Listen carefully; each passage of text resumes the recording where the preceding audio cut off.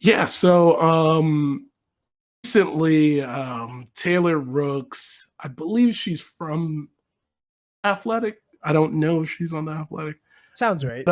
She's on Bleacher. She's on Bleacher Okay. actually. She had a sit down with Lou Williams, and there's a there's a lot of things I was discussing there, the potential of retirement, but biggest thing that stuck out in that conversation that she was having with Lil Will was she asked him regarding being arguably the greatest six man of all time. And Lou Will went on to proceed to say, yeah, I believe I am. I am that person. It's because of how I embodied it. Um, he wants for kids to remember that you could take the worst of a situation and get the best out of it. And you know what? Honestly, I agree with that. But I think there's a conversation to be had of greatest six man ever. And one name that came to mind right away for me was Manu Ginobili. And due to that, I wanted to see first, Brian, what do you think about that? About Lou Will saying he's the greatest? And then do you think there's other individuals that you would add into this conversation? Ooh, so I'd say when you first brought this up to me, as soon as you told me Lou Will was saying he was the greatest six man of all time, I immediately thought, no shot, Manu's the guy. Manu, like, do we forget the what he's done? Do we forget the four championships he's has with San Antonio? Do we forget how great Manu was and how impactful he was to that team? But then I started to actually look at the numbers a little bit closer. And it kind of surprised me of how similar these guys actually are.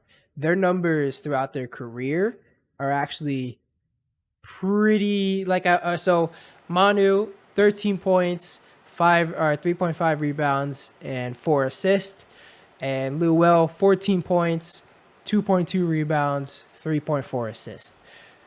These guys, it's pretty similar, and this is all too, which is pretty funny. At the time of this recording, they played the same amount of games at 1,075. They both played at this. That is crazy. They both played 1,075 games at the time of me looking at these numbers, and it's like they're so similar. The only thing I'd so going back to it, looking at the awards, kind of surprised me. I didn't know Manu actually only has one Six Man of the Year award compared to Lou Will, who has three. And looking at individual years that they've had, surprisingly, Lou Will actually has some better statistical years than Manu Ginobili. The years that he specifically played with the Clippers, this man was 1 year like scoring 22 points off the bench. And I think the most I saw that Manu scored was 19 or so. And I mean, the numbers are actually very comparable. There's a conversation to be had. Um, I'd say you asked me on some other guys that might be that might also join this conversation. I actually, off the top of my head, these are the main two guys I could really think of. Like I don't really have much else. What about you? Yeah, I think there's a conversation to be had to throw Jamal Crawford in there just because he's won the same amount Yeah, as Lou Will, but I do think that they're on different elks, right? yeah, But I would say is the reason why I kind of am leaning towards Ginobili is first, I would say, um, when Ginobili won his, it was during a time in the league where I don't think they were considering giving that award in that fashion, like yeah, consecutively. And I wouldn't say it watered down the award, but it definitely they've changed the perspective of the award because I bring up 2020 where you have him and Lou Will. I'm speaking of Lou Will and Montrezl Harrell are on the same ballot. I don't think that's right to have two guys on the same team vying for sixth man of the year because then it just defeats the purpose of the award in my mind, right? So where I think that the advantage comes from is you start looking at, we talk about, I think of sixth man, I'm thinking of this guy is impactful, right? So yes, Lou Will is impactful coming off the bench, but beyond that, when I'm now thinking of all time, I'm thinking body of work, I'm thinking of longevity, I'm thinking of also what did you put in that is going to cement your legacy. When we look at playoff stats, those are definitely more skewed than you'd see for Lou Will. So when you look at Lou Will's playoff experience, he's averaging around 11 points, 3 assists, 2 rebounds on around 90 games, right?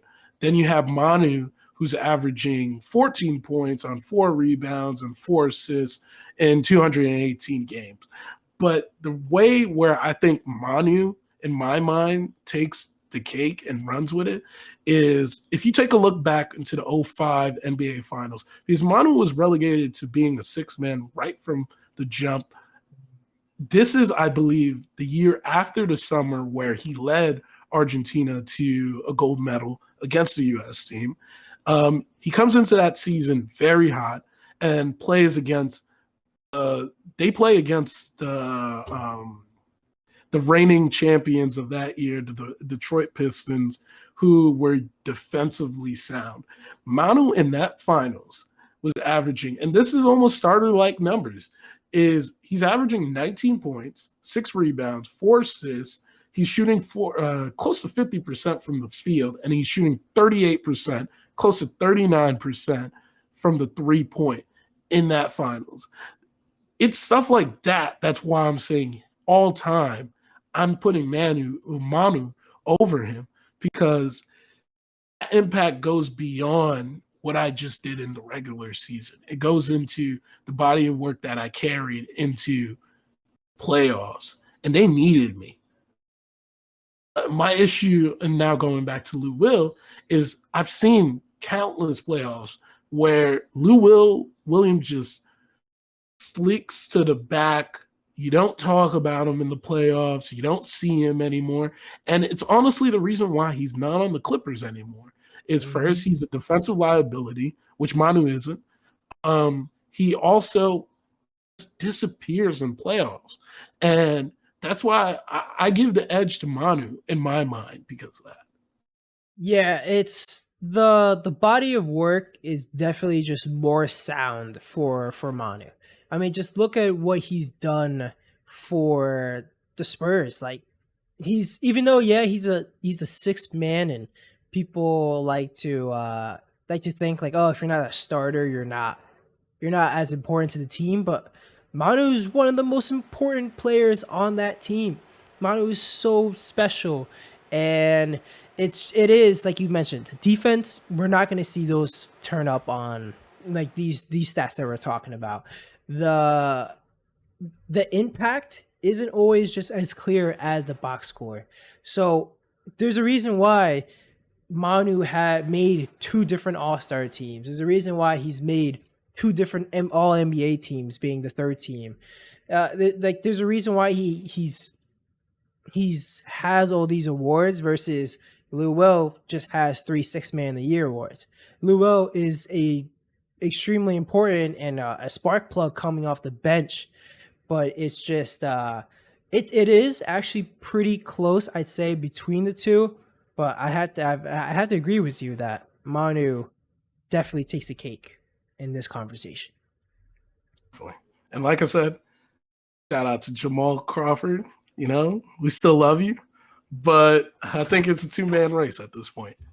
Yeah, I think so. I'd be interested to see How many games has Jamal Crawford actually started? Because I looked at the two between Lou Will and Manu, and Manu started out of the 1,057 games that they've both played. Manu started 349, and Lou Will 122. It's surprising that these guys like throughout their entire career were actually straight six men. Like that's crazy. I got Jamal's. He